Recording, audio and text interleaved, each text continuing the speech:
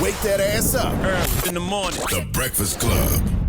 Morning, everybody. It's DJ MV, Angela Yee, Charlamagne the God. We are the Breakfast Club. We got a special guest in the building. Yes, indeed. Roddy Ricch, welcome, sir. What's poppin'?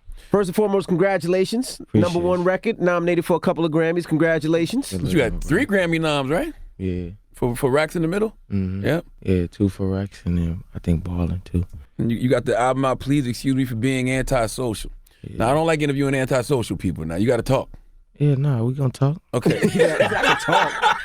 Yeah. I just don't like to, per se. I just Nah, I can talk. it ain't even that. It just that was a statement for people who don't know me. Mm-hmm. Like people who don't know me, if you come across me or you see me, I might not really speak to you like that. You know what I'm saying? But it ain't nothing personal. Mm-hmm. It just like excuse that. I'm gonna just let you know how I feel now, like type shit. Ain't that the worst shit in the world? Because when you a regular person, nobody cares if you don't speak. But now that you Roddy Ricch, Right. you got to Yeah. go out of your way to say what's up, man. You a real nigga. That's the first time anybody ever even said that. That's exactly what I was. That's exactly the point. Mhm. That's crazy. That's exactly the point. Mm-hmm. Cause motherfuckers don't like. They be like, yeah, that's exactly the point. And then when you come from a certain environment, it's hard to trust people. You don't know who people friend or foe. Right. Exactly. But for people that don't know, you from Compton. Yeah. Now, how did you get into rapping? How did you start rapping? I always like music. Like I ain't. This ain't just like something that was just like random for me. I always liked it, but I just when I got older, then I started to pursue it. Kind of like just like going to the studio or like putting in a little time with it. I ain't really do that younger because I felt like it was like intangible. Niggas was lying. Like I ain't. Yeah, no, for real. It was something I like to do, but it wasn't something I was like I could make a career out of this, or because back then niggas was wearing fake chains and all that shit. Mm-hmm. Niggas wasn't even wearing real chains and none of that. Not much has changed. That is true. Shit, for sure. I don't play them games. Mm-hmm. If I'm gonna put something around my neck, it's gonna be because it's what I like. It ain't gonna be nothing like that. But you had a lot of influences coming from Compton. There's so many different artists, Yeah. whether it's The Game, whether it's Dre, whether it's Kendrick. Lamar. Did those people influence you a lot? Because you seen them? I ain't really see nobody but Kendrick. Yeah, Kendrick was a real big inspiration for me. I seen him when I was younger, and he told me like just like you should because I rapped for him when I was like 12 years old, and he Rigor Mortis was out. Maybe I wasn't 12, maybe I was like 14, some shit like that. Mm-hmm. But I had rapped for him back then, and he was just like, you good, like you could, at the time. It was just like, all right, for sure. You know how you run into a nigga. So somebody was just yesing you. Yeah, it's just like, all right, for sure. Now, we had a cool conversation. It just still, like, just because we had a cool conversation don't mean I'm about to believe, like I could be that. Because, nigga, you probably put in 1,000,000 hours, you feel me? Yeah. And I ain't put in, you feel me? So I'm just like, all right, for sure. But as I got older, and I just been going through all this shit and just really just making it, after doing that and seeing and just reuniting and seeing him again, it was love, like, nigga, like that's. You all. remember that first Yeah, I saw a conversation? picture Yeah. y'all posted, 6 days ago? Like, Yeah. That was recent? Yeah, What- that was the day of. That was real time. When you reconnected back with him. Yeah. What was that convo like?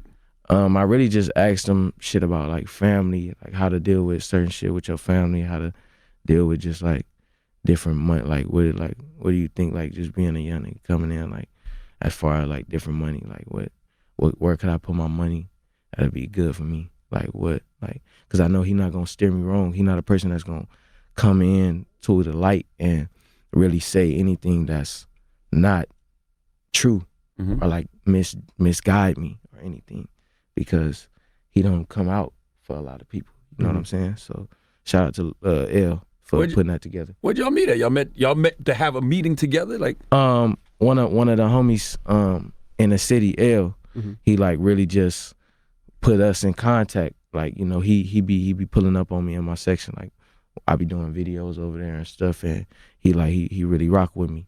Even though, we from just 2 different sides, he still like really just hold it down for me. And he come over and rock with me, and I told him like, man, I want to just talk to bro.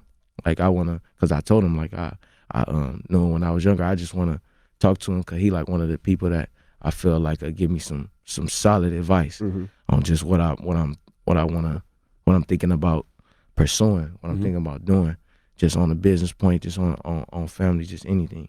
and he made it happen for me. So it's a lie when they say you started doing music 2-3 years ago. No, it's not a lie. Okay. It's just I took it serious. That's what I was gonna say. When did you take it serious? When did you realize I can really make it in this music game? Yeah, I like 2-3 years ago. It's not I took it like, oh, I gotta be a rapper. Like, it's just like I'm gonna try to put the work in. You feel me? I'm gonna try to go to the studio.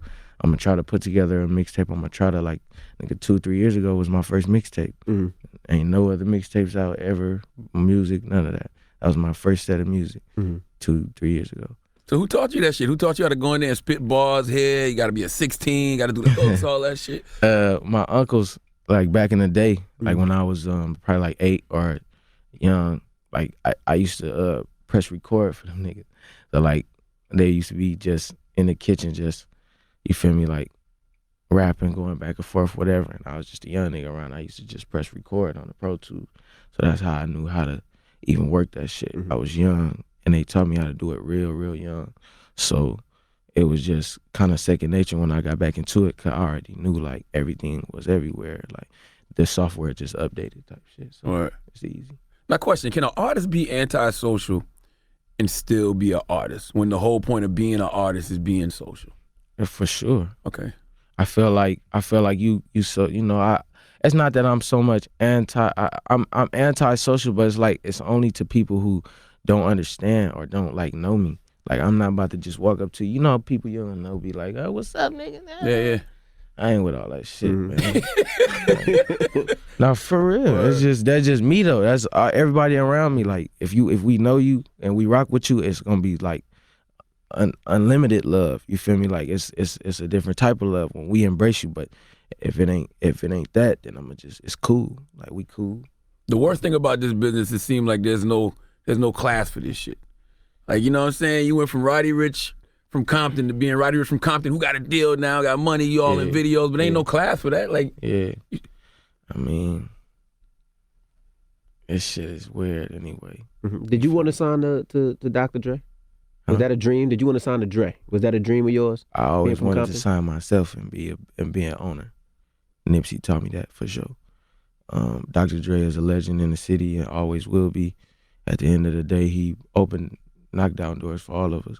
But one thing that was taught to me was just always be your own boss and always understand you want to be somebody who's in control of your situation and never let another man be in control of your situation. And you said Nipsey taught you that? Yeah, talk to me about the Nipsey relationship, because you on Racks in the Middle. I see you got Prolific tatted in the same spot Nipsey had it, rest in peace. I mean, our relationship was before I was big. When Meek was in jail, Nipsey was, like, really with me, a heavy, like, super heavy. Like, I just remember that time was, like, when they was both just really, like, in my life, like, super, like, a lot. You feel me? I talked to me, like all the time. We was going, and then talk to Nip, like, every day. Like, you feel me? And it was like I got a picture. It's an old picture. It's not on my Instagram or nothing, but I had the DC and the Armenian chain together, and I was in front of Nipsey Maybach. But that was before, like, I ever even put a song out type shit. You know? So, like, with them, like, I mean, it wasn't before I put a song out. I put a mixtape out, but it was before I put Die Young out. So, like, you know, it just being with them and just really just understanding that, like, every day it wasn't like he just gonna sit me down and just tell me, like, oh, da-da-da-da, but, like, some days he'll sit you in the room, it'll just be you and him. Y'all just chopping it up. Some days you just really just gotta watch him and just see what he doing and how he interact with his homies, interact with his business partners, interact at dinner meetings, interact just in different places. You'll understand, like, the type of stuff that Nipsey on, and just even his kid, just his family, anything. Like, when you see how he move, just period, you ain't have to really ask him too many questions, because he teach you not by his words but by his actions. You know what I'm saying? That's why it was so real. When'd you get the tat? After he passed? The day after. Literally. I came back on the plane, I was so hurt that's what I did. Because when I got my Roddy Ricch tattoo, that was me, first time I had went on vacation for a couple of days. That's when I got my Roddy Ricch tattoo, because I never wanted to go on vacation. That was one thing my uncle used to always tell me: if you're a black man, you gonna go to jail, for sure. He used to tell me that. So when I went, it hurt me because I was like, I didn't want to go. You get what I'm saying? Mm-hmm. So I got the Roddy Ricch tattoo, and I was like, I'm gonna really do something positive with myself. Like I'm gonna be something different. I'm gonna do what I would want to do. You know what I'm saying? So then that's all that. What does the word prolific mean to you? I feel like it the mindset is to be like, it's to be fruitful. So like when I feel like being a prolific person is to plant seeds into other people that you want to see grow. You know, like I feel like if I show you like what to do, or if I show you the way, then you'll be fruitful and you'll show your young niggas the way. Like that's what I take from it. Just being prolific is really just being fruitful and planting seeds in everybody that come under you, and it'll be a chain reaction on everything. Do you remember your last conversation with Nip? It actually was when I was on tour with Post Malone in Europe. He was talking to my bro Kiefer for the longest, and I was mad because my phone was about to die. I'm like, nigga, we at where was we at? What was that? Some restaurant. Where was it? Friday? Was that Fridays for?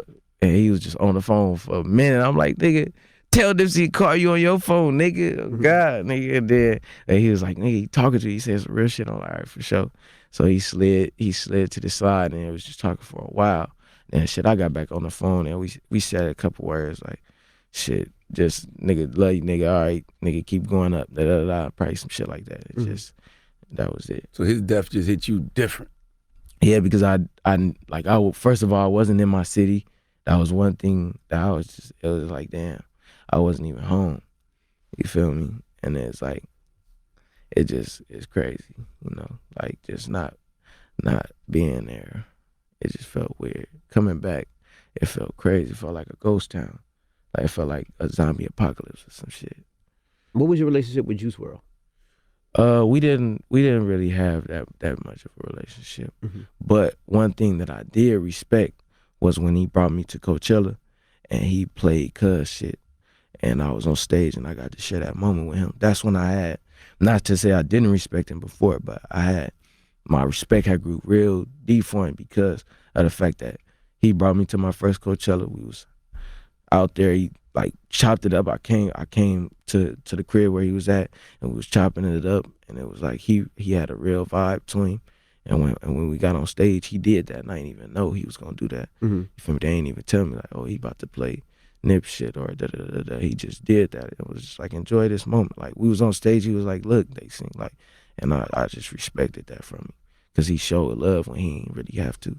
Damn, when you think about that moment now, and you think about your record, Die Young, does that put that in a different perspective for you? No, it's the same. I feel the same. That's why I be telling people, you feel me, like it's real out here. You know, even after, I'm not gonna lie, even after I done got famous, you know, I find myself going to my city and shit like that really happen. You know what I'm saying? Like niggas really run down on you, like for real, in a major way. And you gotta always be prepared for that. You know what I'm saying? So, and I know that, and it's scary, but that's the life. That's the life we all live. If you really from that, if you ain't from that, then it don't apply to you. But it's real. When you making that transition like you are, you don't want to die young, Right? Nah, but I mean, that shit happens. You know, like shit. It just different situations. Somebody would call me something crazy that happened, and they be like tripping at my reaction. Like, man, I just got da da da da, and I hit a nigga like, man, that should be happening. You gotta. I'm not about to react crazy over no phone but just the way I think is just like, nigga, that shit can happen to anybody. Nobody's untouchable. So you always gotta just move in a way where you understand that nobody's untouchable. You feel me? Yeah, you said on War Baby, which I think is my favorite record on the album. Yeah, that's one of mine. I like War Baby a lot. I like Peter too. But you said you don't want to be Ricky or another victim of homicide. So you still have those kind of fears? I mean, It's homicide, nigga. Homicide. What did man. I say? Homicide. Homicide. All right, nigga. man, murder, whatever. Okay. Sky. Yeah, but I mean, you know, that shit real, nigga. You can't. I can't even expound upon it. It is what it is. Like, nigga, it's a feeling I have. It's a feeling that a lot of people that come from where I come from have, and you feel like you getting so much good. When is the bad Waiting gonna for the come? bad to happen. Nigga, welcome to my life. That's what but see, a lot of that is anxiety and PTSD just because you used to so much bad shit happening that when the good finally happened, you can't even accept the blessings that you've been praying for almost. Shit. I guess that's just what it is. I just accept it. I try to accept that good is coming my way, but I know that I haven't always been a nice person. You know what I'm saying? So it's like I really just try to always, just be positive about everything and know that, like, I do good by people and I have a good heart, so I should be fine, See, I ain't gonna lie, that scares me if I was your age and having the success you had. See, I'm grown. So a lot of my success came later in life. So I had years and years of really showing improvement through actions and deeds, that type of repentance. You know what I'm saying? Okay, yeah, that makes sense. When you say Sean, yeah, because I was going through the worst shit before I was who I am today. Like what? You care to elaborate a little bit? Going, like I said, I went on a little vacation and then I crashed the car. Me and my mom relationship wasn't that good. A lot of stuff, that just, it really wasn't cool. Did you patch all that stuff up? Of course. I'm very family oriented. I'm very into the people around me being straight and always putting them first. At the same token, I gotta understand that without me doing what I do, a lot of people will have to figure out different ways to eat. Not saying they wouldn't, but they will have to figure out other ways to eat. So that's always first. As far as just my actions and what I'm doing, I always gotta, like, I can't, always be there so much. But as far as just like trying to make sure everything is like I'm good with everybody, that's definitely a priority for me. Now you mentioned that's how I know I'm not a street nigga no more. Because the first time he said he went on vacation, I said, that's good, brother, getting some money. Oh, he probably got his passport. Yeah, I thought he went on work. Nah, I ain't even go for a long time though. I went for a couple of days. They bailed me out. I ain't gonna sit here and Charlamagne lie. thought you was in Puerto Rico. Yeah, I thought you was out on a trip. Nah, man. I'm not. Your life. Yeah, I ain't gonna lie and tell y'all I'm great Dane. But Yeah. I didn't experience that shit before. I done had to walk the line, say where I'm from, press my line back on it, just different things like that. But it made me who I am today. I ain't proud of it, but I gotta tell people who is there right now so they understand that you can sit in this seat too. Now you mentioned earlier that you talked to Kendrick about family. How has your family been through this, going from the street to now successful, Grammy Award, money's coming in, and with everybody's family, the hands start coming out, and Christmas is right around the corner. You about to get drained. Nah, I don't never get drained. Won't happen. I know how to say no. Word. Yeah, I know how to say no. The people around me, I feel like they gonna feel Christmas. We gonna all feel Christmas, but I ain't gonna go too crazy. It's just, it'll be cool. I show love. Honestly, the thing is, man, like, me being around for Christmas, I listen, my mama never put a Christmas tree up. I give you her number. You can call her. You can ask her. Never. She never put as a kid. No. Why? So you ain't believe in Santa? I grew up Jehovah's Witness. So No. On Christmas, she used to bring my gifts to the room. Wake me up. These your gifts. Merry Christmas. I love you, son. That's what's up. Fuck Santa Claus. I mean, shit. She's just like, what am I putting a tree up for? It's just me and you, nigga. I get it. You want me to sit up here and put this tree together? It's just me and you, nigga. Word. We in this, like, I wasn't tripping on you like that, but I just never.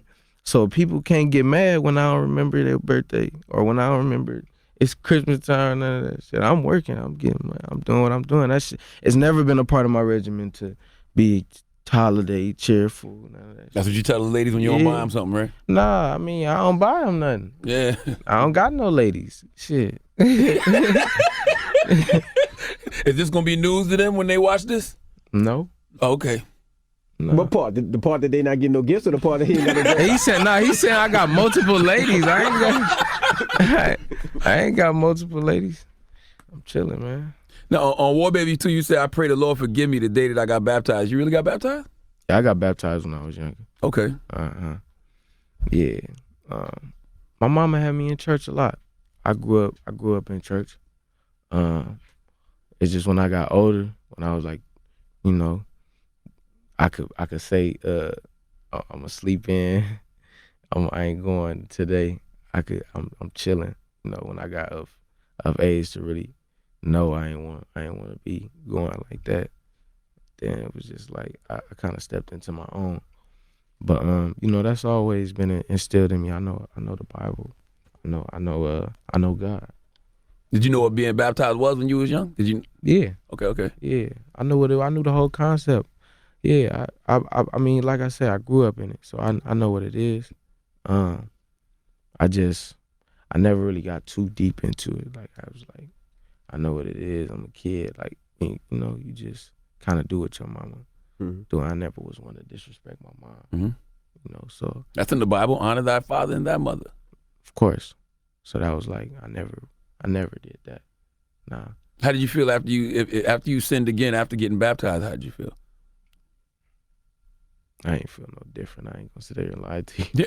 I feel no different, but I can say that God is definitely with me, you know, in everything I do every day. You ever got caught up in any? You see a lot of the younger artists caught up with drugs, whether it's lean or any pills. You ever got caught up in any of that? Nah.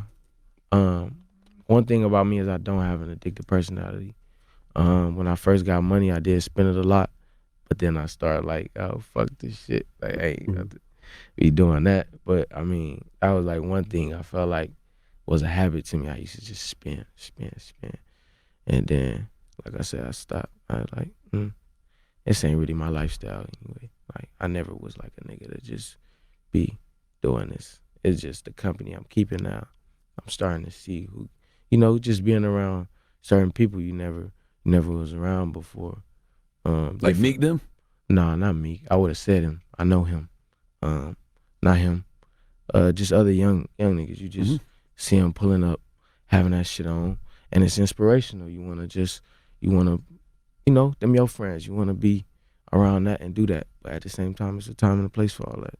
Meek, my big brother, he ain't never told me nothing wrong as far as spending no money. He actually tell you, save your money and it'll save you. Same as Young Thug, he tell you, save your money and it'll save you. Them real niggas, they ain't gonna tell you nothing different. Yeah, I saw you post that. I saw you said that somewhere. I saw somebody post. I think Lil Duval, somebody reposted you or something like that. Sir, save your money. It's gonna save the fuck out of you. That's a fact. Why didn't you sign with Meek? We never was gonna do no label situation. I feel like I don't speak on another man's business outside of when we sitting at a table. So we could talk about something now. All right, I saw you tweet too, never take time for granted. Always have a speak now or forever hold your peace mentality. Yeah. What that mean? You know, when you at a wedding and it's like, they be like, speak now, forever hold your peace. That's like the only time you can say something if you don't want the girl to be with the dude or whatever. Right. So I feel like in everyday life, if you see something or a situation that you might want to expound upon, that you have if you don't have anything negative to say, if you have something positive to say, you know, whether it could help somebody or just, you know, anything like that, I feel like you should say it.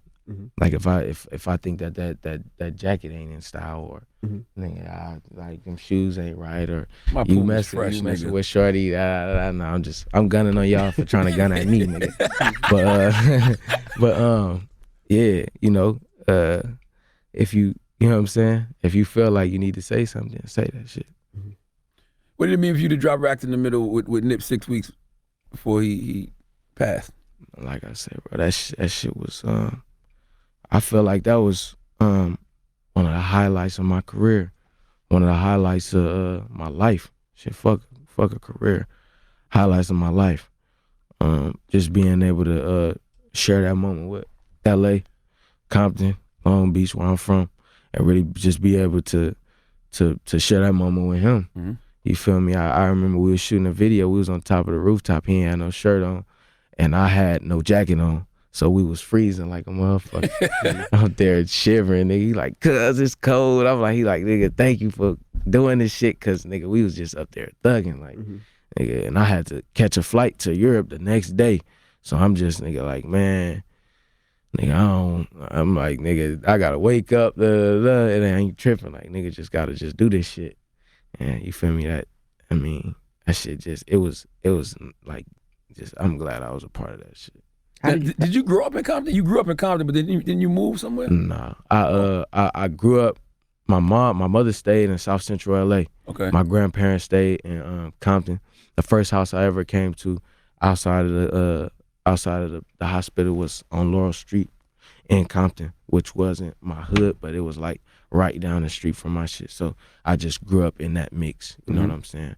I went to school in LA. In high school, I went to a West LA high school, Westchester, because my mom didn't want me to go to, you know, be fucked up. So she sent me over by the beach. For sure. But how did you hook up with Mustard for Ball? How did that record come about? He was tapped in first with Nip. Him, YG, and Nip was the first people to follow me. So they've been on my wave, like, for sure. They've been on my wave forever. And it was just a matter of us getting in the studio and actually doing that shit, really. Just, you know, we just had to just make that shit. And Ballin' was the first song we made. And you knew what it was as soon as you made it? Did you know, oh, this is it, this is number one? Nah. Yeah, you didn't know? Nah. I don't think nobody really know this shit going number one. Like, you could be like, this is a cool song, but that shit, don't nobody know that. Unless you can see the future, shit. Because your shit could be hard and really don't go. Like, it happen all the time. So I just be making that shit. Motherfuckers fuck with it, or they don't. Is it possible to be from the streets of Compton and not get caught up in the gangbanging lifestyle? Do you have to choose a side? No, you don't have to. But some people just get either you get pinned up against the wall where niggas is on your head. I know homies had it worse than me. You feel me? No homies, nigga. The homies coming up to your doorstep, nigga, come outside, you getting put on. It ain't nothing you could do about it. Literally, ain't nothing you could do about it. Your mama ain't home with what? Nigga, come outside. Come on. You been hanging out. You been what? And you can't say nothing or do nothing about it. What you gonna do? I mean, that wasn't my situation, but I'm just saying. You know, when I, you know, it just be what it is. You know, it's like when you were young and you just moving around, it ain't how serious people make it seem like, oh, he a gang member or da da da da. It ain't none of that. It's just that's just the way of where I'm from, and it's nothing you can really say or politic on it about. It's just what it is. Was that something you wanted to do, or you just, like you said, you just knew? I mean, I don't really, you know. It's a part of me. It ain't. That's all I can say. And that's how you know he really doing it. Roddy Ricch talk like he got. Because if he wasn't really doing it, he'd be up here screaming it. Yeah, He'd right. be dressed in the flags. I ain't gonna say that's how you know I really doing it. I'm gonna say that's what it is. What it is. Roddy Ricch. Perfect Cody. He ain't gonna say nothing. Sure. We appreciate you for joining us. Good luck with everything. Good luck on the Grammy. By the and all way, that. the album is dope. I was telling them that earlier today. Please excuse me for being on social. I said, Roddy got a dope ass project. What y'all think about the transitions? The transitions on the album? Yeah. What do you mean, from song to song? Yeah. Did y'all listen to those? Yeah, I thought it was a transition. I liked it. Oh, it sounded good. It sounded like a go whole listen to. You arranged your own album? That's what you're trying to say? Nah, it's just some music shit, just to see if y'all tapped in, really fucking with it. But I teamed up with 1500 and nothing and did post production on my shit, and I just want to see if y'all fuck with the way the songs really merge into each other. Yeah. If y'all pay attention, the songs are like do some different little shit in between. So if y'all got time, just go back into it and just listen, and that's how it becomes one. When the beat keep going, yeah. After you finish rapping, okay, got you. Yeah, that's really So I don't know. I just wanted to see if y'all was tapped. I like War Baby. I like Peter with Meek. I love God's Eyes. Hell yeah. They're my favorite tunes so far. For sure. Good looking. All right. Well, thank you for joining us. Appreciate it. Roddy Ricch, it's The Breakfast Club. Right. Good morning. 100.